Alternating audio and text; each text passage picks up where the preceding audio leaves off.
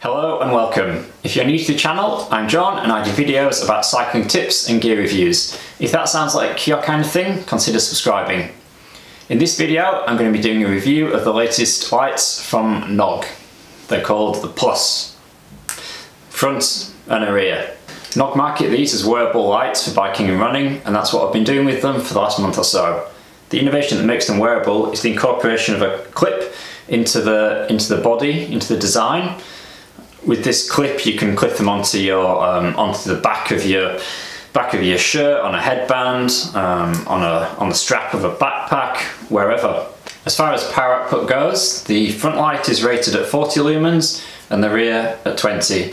I'll be testing them against a couple of other lights in the Knog range, namely the Blinder Mini Niner front light and the Road R70 rear light. Pricing, they retail for 30 Australian dollars each, or 50 for the set. With a bit of googling, you can get them for less than that, 25 Aussie dollars or 40 for the set, which to me is great value. They're also super light, only 12 grams each. So let's turn the clock back a month, starting with the unboxing. We'll check in again at the end for my conclusions. Let's get into it. Okay, so unboxing or unwrapping. Untwist the twisty ties. There's the magnet.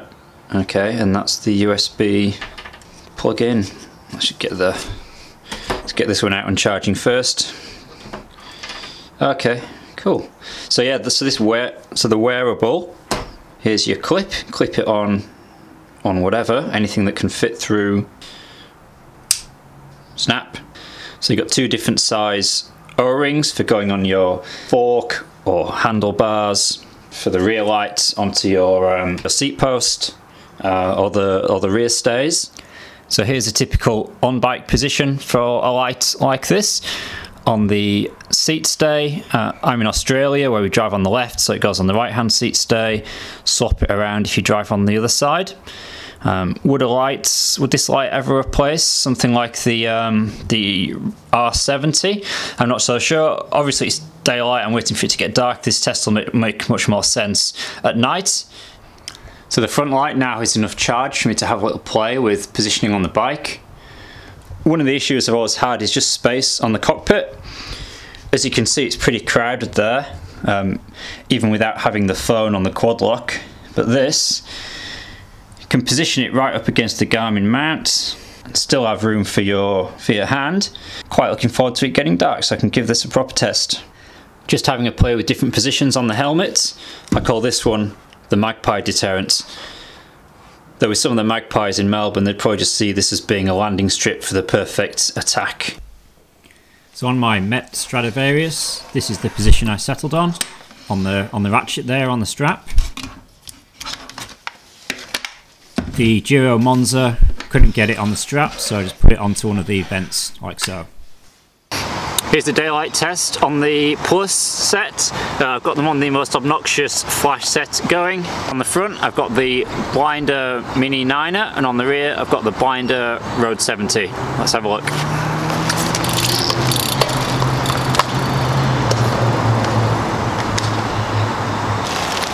So off I go, and you can see the Blinder Road R70 is significantly brighter than the Knog Plus. No surprise given it costs more than the two Knog Plus put together. On the way back, the Knog Plus looks pretty good. This is at dusk, and you can really see the Mini Niner putting out a lot more light there, even though the lumens are actually lower than the Knog Plus.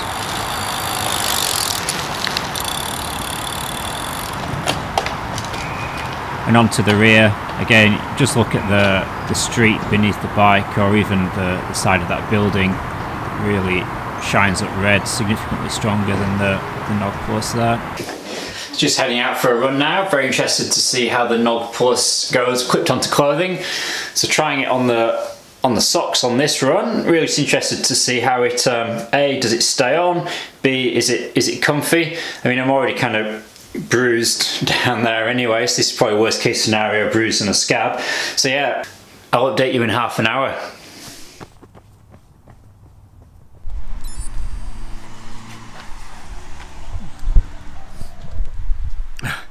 30-minute run done. As usual with my videos, cold and wet. Alright, let's see how the Knog Plus did.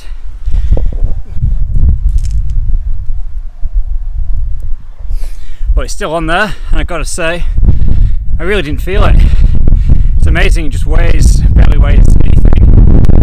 No chafing, really didn't even know it was there. Every now and again I had to keep looking down to check if it's still on there.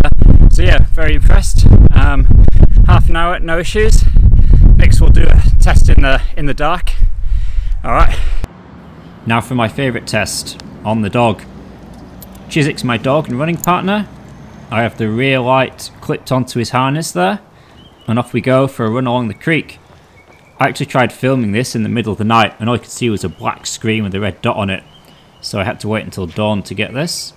There he is, nice and visible to any other path users. How'd that feel, Chizzy? Was that comfy? Yes!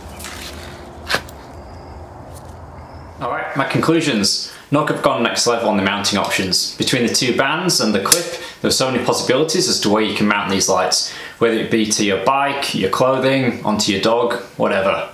In terms of pure visibility though, they do fall short of other options. So for me, these aren't a replacement for my lights, they're an addition.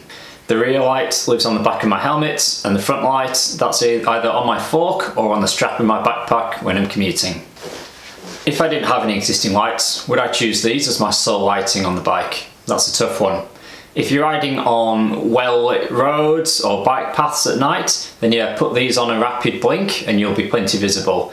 But for hard, fast riding or daylight visibility, I'd still choose a brighter option.